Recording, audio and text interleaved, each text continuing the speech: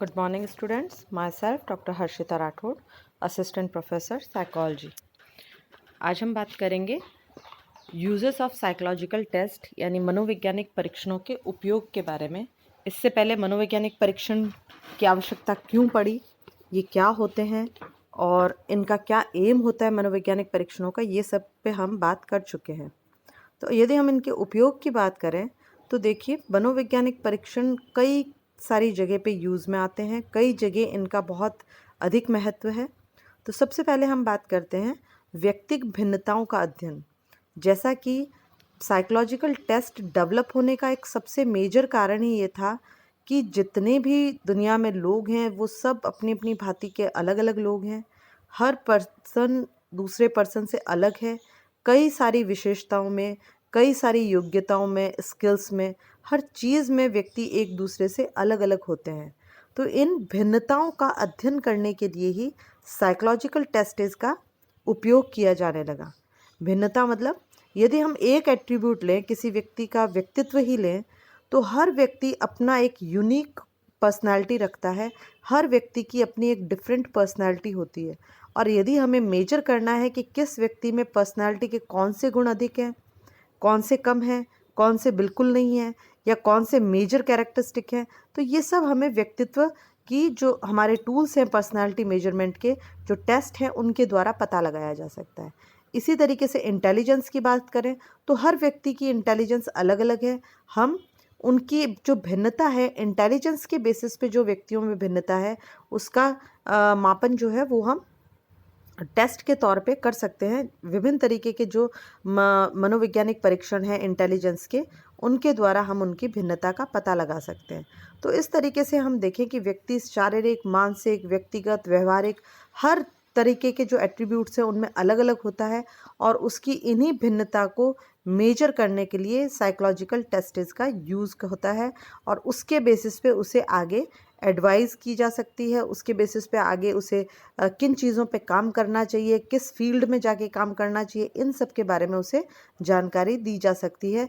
ये व्यक्ति के आगे की लाइफ या उसके आगे के जो उसको अपना किस तरीके से जीवन यापन करना है, इसके लिए उसे काउंसलिंग में बहुत हेल्प करता है। इसके अलावा दूसरा जो इम्पोर्टेंट यूज़ है, दैट इज़ कॉल्ड समूहों का अध्ययन। जब हम ये देखते हैं कि व्यक्ति अलग अलग हैं, तो नेचुरल है कि व्यक्तियों से मिलकर बनने वाले समूह, समाज, ये भी अलग अलग होंगे। आप देख सकते हैं इंडियन कल्चर, वेस्टर्न कल्चर या किसी भी जाति का, आप इंडिया में ही अलग अलग अलग प्रांतों की बात कर लें, राजस्थान, गुजरात, महाराष्ट्र, आसाम, तमिलनाडु, तो ये सब में व्यक्ति आपको अलग अलग मेंटालिटी के, अलग अलग तरह के मिलेंगे। तो उनका आपस में अध्ययन करने के लिए भी हमें साइकोलॉजिकल टेस्ट्स की ज़रूरत पड़ती है, जिसके द्वारा हम विभिन्न जाति समूहों, लिंग समूहों, प्रांत समूहों या हम कई तरीके के जो आजकल कंट्री के बेसिस पे कंट्री के जो समूह हैं उनकी आपस में तुलना कर सकते हैं, दो या दो से अधिक किसी भी एट्रीब्यूट्स को लेकर। इसके अलावा साइकोलॉजिकल जो टेस्ट हैं उनका शैक्षणिक उपयोग भी बहुत अधिक है।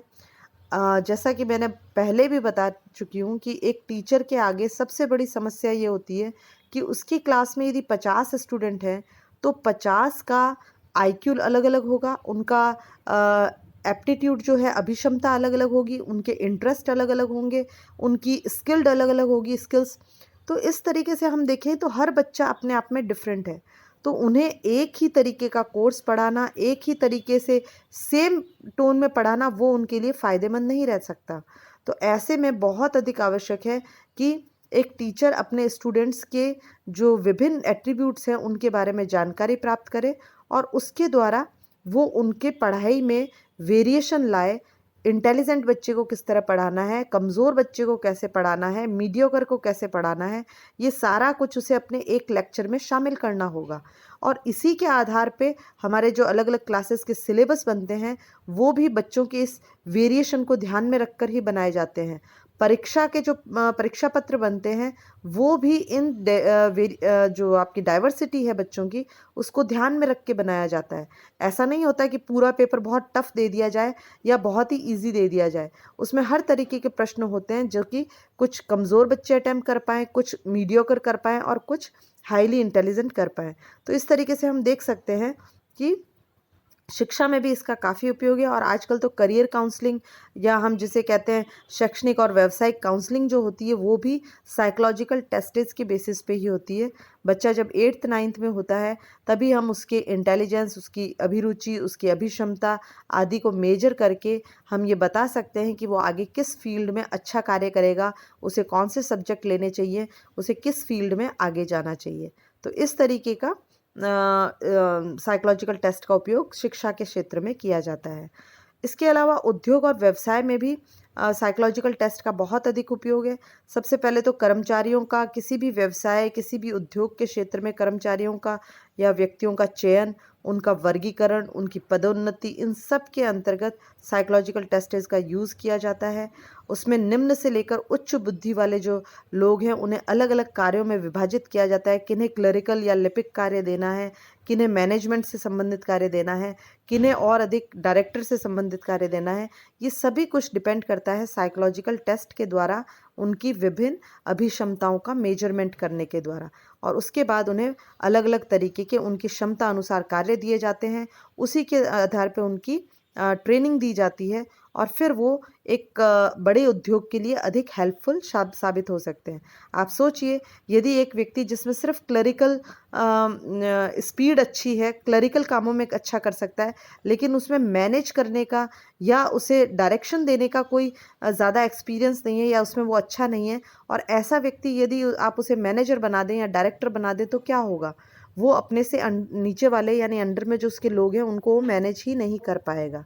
तो और जबकि क्लरिकल जो स्पीड है वो यदि उसकी अच्छी है तो वो क्लरिकल कार्यों को अधिक अच्छे से मैनेज कर पाएगा। तो इस तरीके से हम देखते हैं उद्योग और व्यवसायों में भी कर्मचारियों का चयन से लेकर उनकी पदोन्नति तक के सारे ही जो कार्य हैं वो साइकोलॉजिकल टेस्ट के द्वारा ही करे जाते हैं। उनके द्वारा ही पता लगाया जाता है किस व्यक्ति को किस चीज़ की ट्रेनिंग की आवश्यकता है, कौन सी कैटेगरी में उसे रखा जाए, किस क्षेत्र में वो अधिक अच्छा काम कर पाएगा। ये सारी चीज़ें बड़े बड़े कारखानों, मीलों में आपको ये चीज़ एचआर डिपार्टमेंट आपने देखा होगा, यानी ह्यूमन रिसोर्स डिपार्टमेंट होता है जो कि अलग से होता है और वो यही सारे कार्य करता है।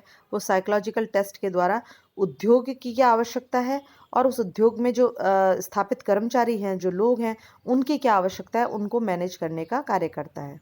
इसके अलावा सेना में साइकोलॉजिकल टेस्ट का बहुत अधिक उपयोग है। आप सोच सकते हैं एक सैनिक का कितना बड़ा कार्य होता है कि वो फ्रंट पे जाके लड़ाई करता है, दुश्मनों को आमने सामने खड़े रह के वो उन्हें चाहे गोली चलाना हो, चाहे वो एयरक्राफ्ट से बम गिराना हो, या आर्मी में है या नेवी में है या एयरफोर्स में है, किसी भी क्षेत्र में यदि एक जवान है, अगर सेना का व्यक्ति है, तो उसे बहुत मजबूत दिल के साथ कार्य करना होता है। उसे लगातार अपने जो विरोधी हैं या हम कहें जो दुश्मन हैं उनके साथ कार्य करना पड़ता है। अब यदि आप सोचिए कोई बहुत इंटेलिजेंट है, बहुत शार्प है, स्ट्रेटजी बहुत अच्छी बना सकता है, सब कुछ है, लेकिन यदि वो खून देखते ही डर जाता है, यदि उसको 4 किलोमीटर दौड़ने के बाद ही उसको पसीने छूट जाते हैं, यदि वो सामने अपने हथियार देख ले तो वो घबरा जाता है, तो क्या ऐसी सिचुएशन में वो एक अच्छा सैनिक साबित हो पाएगा? शायद नहीं। तो इन्हीं के लिए आपने देखा होगा एसएसबी, एसएससी, एनडीए वगैरह इनके जो एग्ज़ाम्स होते हैं, इनमें साइकोलॉजिकल टेस्ट का बहुत बहुत अधिक उपयोग होता है। उसमें जो फिज़िकल स्ट्रेंथ है वो फिज़िकल टेस्ट के द्वारा ले लेते हैं, लेकिन एक सैनिक के लिए मेंटली स्ट्रांग होना भी बहुत आवश्यक है। और ये जो मेंटल असेसमेंट उसका किया जाता है वो विभिन्न तरीके के साइकोलॉजिकल टेस्ट के द्वारा किया जाता है और उसी के द्वारा उनको आगे कर्मचारी, सेना में अधिकारी के रूप में वर्गीकृत और चयनित किया जाता है। तो इस तरीके से ये सेना में भी बहुत उपयोगी रहते हैं साइकोलॉजिकल टेस्ट। नैदानिक उपयोग तो आप सब बहुत अच्छे से जानते होंगे। नैदानिक यानी डायग्नोस्टिक यूजेस जो है, अलग अलग तरीके की साइकोलॉजिकल प्रॉब्लम से लोग घिरे रहते हैं, तो उन साइकोलॉजिकल प्रॉब्लम्स का डायग्नोस करना, पता लगाना कि क्या कारण है जिसकी वजह से व्यक्ति असामान्य व्यवहार कर रहा है, उसके लिए साइकोलॉजिकल टेस्ट बहुत अधिक उपयोगी होते हैं। और इनके द्वारा मनोचिकित्सक या वैज्ञानिक जो है, साइकोलॉजिस्ट या साइकियाट्रिस्ट, दोनों ही विभिन्न तरीके के साइकोलॉजिकल टेस्ट का यूज़ करते हैं और व्यक्ति के अंदर जो मानसिक बीमारियां हैं, जो असामान्यता है, उनका निदान कर पाते हैं। उसी के द्वारा फिर उनका ट्रीटमेंट किया जाता है। इसके अलावा शोध कार्यों में भी साइकोलॉजिकल टेस्ट का बहुत उपयोग है। आप सभी को पता है, यदि हमें कोई भी शोध करना है तो उसमें हमें कई तरीके के मनोवैज्ञानिक परीक्षण, साक्षात्कार, प्रश्नावली, व्यक्ति इतिहास विधि आदि सभी चीज़ों को यूज़ में लेना पड़ता है और उसके द्वारा डेटा कलेक्शन होता है। डेटा कलेक्शन के द्वारा ही हमारे शोध को आगे गति मिलती है और उसके द्वारा ही आगे हमारा जो सब्जेक्ट है उसमें भी विभिन्न सिद्धांत, विभिन्न नियम आदि बनाए जाते हैं। इसके अलावा व्यवहारिक जीवन में भी साइकोलॉजी का अत्यधिक उपयोग है। एक बच्चा जो साइकोलॉजी को पढ़ चुका है या साइकोलॉजी की, जैसे कि आप लोग थर्ड ईयर के स्टूडेंट हैं, आप लोगों को साइकोलॉजी के आप लगभग 4 पेपर बहुत अच्छे से पढ़ चुके हैं पिछले 2 सालों में, तो नेचुरल है कि आपको कई चीज़ें समझ आई होगी। असामान्यता क्या है? लास्ट ईयर आपने एबनॉर्मल साइको पढ़ा है, उससे पहले आपने जनरल साइको पढ़ा है, सोशल साइको पढ़ा है। तो इन सब के द्वारा आपको अपने व्यवहारिक रूटीन का जो लाइफ है उसको भी मैनेज करने में हेल्प मिलती है। आपको लोगों का व्यवहार समझ में आता है कि ये ऐसा कर रहा है तो इसके पीछे क्या कारण है। कोई व्यक्ति ईर्ष्या कर रहा है, कोई व्यक्ति चिढ़ रहा है, कोई व्यक्ति डांट रहा है, तो उसके पीछे कारण क्या है। तो इस तरीके से आप जीवन की कई महत्वपूर्ण चीज़ों को, रोज़ जो रूटीन की है, उन्हें आप अच्छे से समझ सकते हैं और अपनी लाइफ में व्यवहारिक रूप से भी मनोविज्ञान का यूज़ कर सकते हैं। मनोवैज्ञानिक सिद्धांतों का, नियमों का यूज़ कर सकते हैं अपनी लाइफ को बेटर बनाने के लिए। तो इस तरीके से हम देखते हैं कि वैज्ञानिक जो परीक्षण है उनका कई क्षेत्रों में काफ़ी उपयोग है। अब हम बात करते हैं measurement and evaluation tools of psychology. अभी तक हम टेस्ट की बात कर रहे हैं। बेसिकली साइकोलॉजिकल जो एट्रीब्यूट्स हैं, मनोवैज्ञानिक जो गुण हैं, उनका मापन परीक्षण के द्वारा भी किया जाता है और उनका मापन और तरीके के जो मेजरमेंट टूल्स हैं उनके द्वारा भी किया जाता है। तो यहाँ हम जिन मेजरमेंट टूल्स की बात कर रहे हैं वो जनरली आप पिछली कक्षाओं में अपने पढ़ चुके हैं। किस तरीके से हम विभिन्न तरीके के हमारी जो विधियां हैं, ऑब्जर्वेशनल मेथड हो, सर्वे मेथड हो, प्रश्नावली विधि हो, अनुसूची विधि हो या व्यक्ति अध्ययन विधि हो, इन सभी विधियों के द्वारा भी हम व्यक्ति के व्यवहार का मापन करते हैं और परीक्षणों के द्वारा भी हम व्यक्ति के व्यवहार की विभिन्न विशेषताओं का मापन करते हैं। तो यहाँ हम बात करेंगे विभिन्न जो टूल्स हैं। अभी तक हम परीक्षण की बात कर रहे थे एक्सक्यूज मी। अब हम बात करेंगे विभिन्न तरीके के मेजरमेंट टूल्स की। तो उसमें सबसे पहले देखिए, आपको इस लिस्ट में दिखाई दे रहे होंगे जो अभी मैंने बताया, अवलोकन यानी observation, interview, questioner, schedule, rating scales, या आपका रिकॉर्ड जो अकाउंट रिकॉर्ड है या जो आपका प्रसंग अभिलेख है उसे, कुमुलेटिव रिकॉर्ड्स हैं, टेस्ट्स हैं विभिन्न तरीके के, प्रोजेक्टिव टेक्निक्स हैं, सोशियोमेट्री है, टेस्ट बैटरीज है। इन सब का हम उपयोग करते हैं व्यक्ति के व्यवहार का मापन करने के लिए, उसको असेस करने के लिए, उसको मेजर करने के लिए, इवेल्युएट करने के लिए।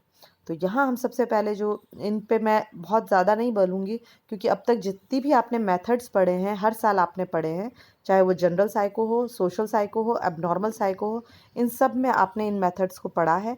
हम इसको फटाफट से लेंगे। सबसे पहला है आपका ऑब्जर्वेशनल मेथड। आप सभी जानते हैं मनोविज्ञान की एक ये बहुत ही महत्वपूर्ण विधि है ऑब्जर्वेशन मेथड, जिसमें हम व्यक्ति के व्यवहारों का बड़ा ध्यान से अवलोकन करते हैं और उसके आधार पर सूचनाएं एकत्र करके व्यवहार का अध्ययन किया जाता है। इसमें आपने देखा होगा जनरली 2 तरीके के अवलोकन होते हैं। एक है आपका जिसमें आप खुद शामिल होता है व्यक्ति, पार्टिसिपेंट ऑब्जर्वेशन, और एक जिसे हम डायरेक्ट ऑब्जर्वेशन भी कहते हैं, और एक होता है नॉन पार्टिसिपेंट यानी कि जिसे हम इनडायरेक्ट ऑब्जर्वेशन भी कहते हैं, कि हम दूर से खड़े रह के। पार्टिसिपेंट वो ऑब्जर्वेशन वो होता है जिसमें जिस समूह का, जिन व्यक्तियों का आपको अध्ययन करना होता है, खुद अध्ययनकर्ता भी उसका एक सदस्य बन जाता है उस समूह का, और समूह के सदस्यों के सभी व्यवहारों को अध्ययन करता है, नोट करता है। जबकि जो इनडायरेक्ट ऑब्जर्वेशन है या नॉन पार्टिसिपेंट, उसमें हम जनरली कोई कैमरे फिट कर देते हैं या हम वन वे स्क्रीन के द्वारा उनका ऑब्जर्वेशन करते हैं, जिसमें जो जिनको ऑब्ज़र्व किया जा रहा है उन्हें पता नहीं होता कि उन्हें ऑब्ज़र्व किया जा रहा है, और न ही हम उनमें शामिल होते हैं। जो ऑब्जर्वेशनर है, जो प्रेक्षण या अवलोकन करता है, वो दूर रह के उनके व्यवहारों का अवलोकन करता है। तो इस तरीके से दोनों ही तरीके के अवलोकन की अपनी अपने मेरिट्स है, अपनी अपनी डीमेरिट्स है। जहाँ सहभागी अवलोकन में हमें डीप स्टडी करने का मौका मिलता है, लेकिन ये बहुत ही महंगी विधि है, टाइम कंज्यूमिंग है। जबकि जो इनडायरेक्ट ऑब्जर्वेशनल मेथड है वो हालांकि जल्दी हो जाता है, लेकिन उसमें डीप स्टडी करना संभव नहीं है। इस तरीके से हम देखते हैं कि ऑब्जर्वेशनल मेथड जो कि जिसके द्वारा हम विभिन्न तरीके के व्यवहारों का अवलोकन कर सकते हैं, बाहरी व्यवहार का जनरली। आंतरिक व्यवहार जो है उसका ऑब्जर्वेशन करना बड़ा मुश्किल है। आप सिर्फ बाहरी व्यवहार जो चीज़ें हमें दिखाई दे रही है उन्हीं का आप अवलोकन के द्वारा अध्ययन कर सकते हैं। तो अब आंतरिक व्यवहार का अवलोकन कैसे किया जाए, इसके लिए कई विधियां हैं, जैसे साक्षात्कार, अनुसूची इत्यादि। साक्षात्कार वो होता है जिसमें हम व्यक्ति को आमने सामने बिठाकर, यानी साक्षात्कारकर्ता और साक्षात्कार देने वाला व्यक्ति दोनों आमने सामने की स्थिति में होते हैं, और साक्षात्कारकर्ता उससे डायरेक्ट क्वेश्चन पूछता है और वो उनका जवाब देता है, और साक्षात्कारकर्ता उन जवाबों को नोट करता हुआ चला जाता है। ये दोनों ही तरीके का हो सकता है, मौखिक भी और लिखित भी। बेसिकली मौखिक ही होते हैं, और साक्षात्कारकर्ता इसमें दो तरीके से साक्षात्कार ले सकता है, संरचित और असंरचित रूप में।